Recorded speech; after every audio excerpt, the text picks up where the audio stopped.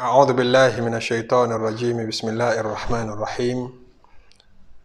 الحمد لله والصلاة والسلام على رسول الله أما بعد أدعو كيفون الله أترك الله أتجرفنا محمد أتدعو وينيري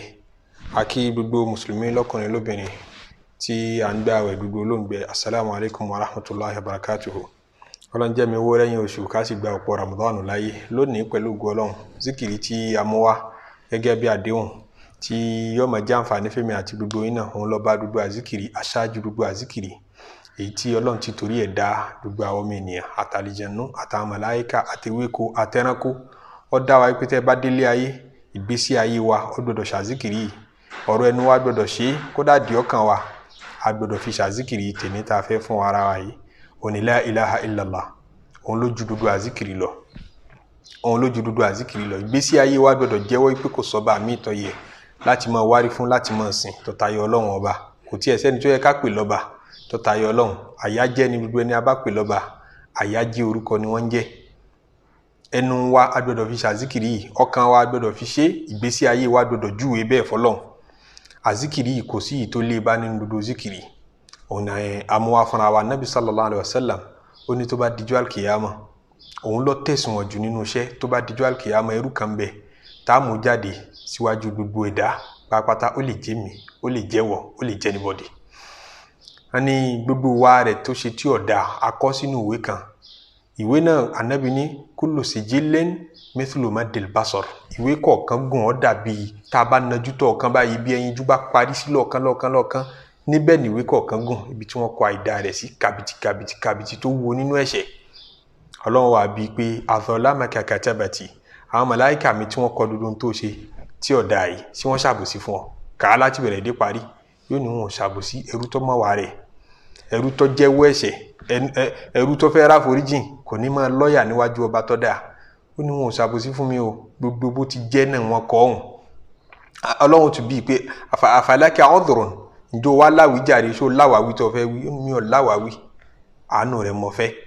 Ọlọ́run wà ní ọya a ní ṣàbòsí fún ọ lẹ́ni fa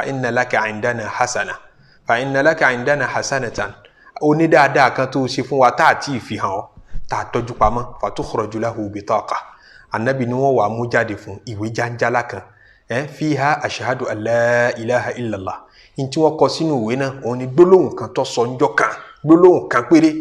kìí ṣe méjì kìí ṣe mẹ́ta ló wí ó dá ronú ńjọ́ kan náà ni láti inú ọkàn rẹ̀ wá ó ní mo jẹ́rìí pé kò sọ́ba mi àfọlọ́hun ó wí la ilaha illallah wa anna muhammadan abduhu wa rasuluhu annabi muhammad ẹrú Ọlọ́run ni òjíṣẹ́ Ọlọ́run ni ọkàn wí látọkàn wá bẹ́ẹ̀ èyí tèmi láǹfààní àti wí ẹgbẹ̀rún rẹ̀ lénìí tí wọ́n náà láǹfààní àti wí ẹgbẹ̀rún rẹ̀ lénìí kọ́lọ́n jẹ́ aláṣepẹ́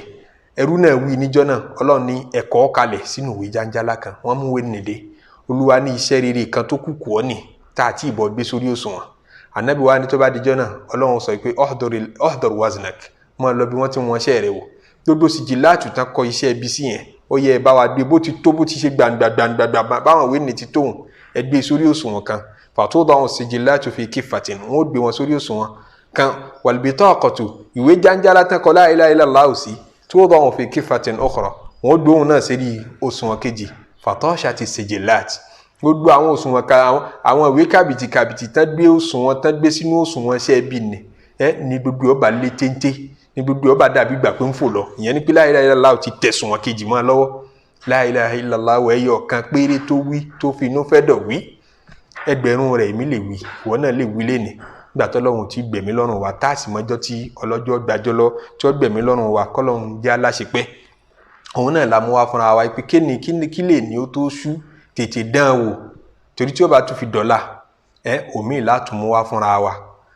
tètè dán wò la ilaha illallah Ànábì sallallahu alaihi wasallam ní man qala ẹni bá lè wí la ilaha illallah wahdahu la sharika lah tó ní kò sọ́ba mi àfọlọ́hun òun nìkan ni kò lórogún tó yẹ kí yàn máa sìn lahul mulku tó ròhun lọ bá lórí gbogbo nǹkan wa lahul hamdu ló yẹ ká máa fi gbogbo ìgbà kí wa huwa ala kulli shay'in qadir kò sí ń tágbára rẹ̀ ọ̀ká láti ṣe statement yẹn náà nù la ilaha illallah wahdahu la sharika lahu lahul mulku wa lahul hamdu wa huwa ala kulli shay'in qadir Ànábì ní tíyẹn bá lè wí bẹ́ẹ̀ fi yawmin lọ́jọ́ kan mi ata marra ó wá wí ní méní méjì mẹ́ta wá jẹ́ 100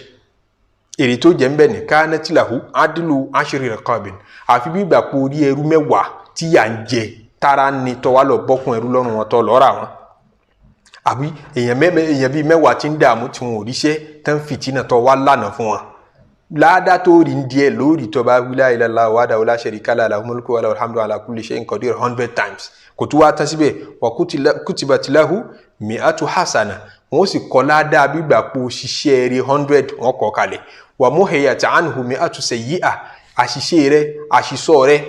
àwọn àṣìrò rẹ̀ àtàdí ọkàn tí ó dá 100 nínú àwọn bọ̀ ṣá wọ́n sì bọ̀ pààrẹ nínú ẹ̀ṣẹ̀ rẹ̀ nípò kàn ṣe la ilaha illallah wahdahu la sharika lahu lahul mulku wa lahul hamdu ala kulli shay'in qadir 100 kò tún tán síbẹ̀ Ànábì ní wa kanat lahu hirzan mina shaitan nípò wí 100 lójúmọ́ yẹn ó ti di hirizi fún ọ lọ́dọ̀ àṣetánì Imam hadith náà Bukhari Muslim lọ́dọ̀ àwa ọlá láàfíà yẹn ni pé ìran àṣetánì kan àránsí kan àṣàsí ọfà kọfà kan kò ní ráyè lọ́dọ̀ rẹ̀ yawmahu dhaka lóòjọ́ tó wí yẹn hatta yumsi tílẹ̀jọ́ wọn ó fi ṣú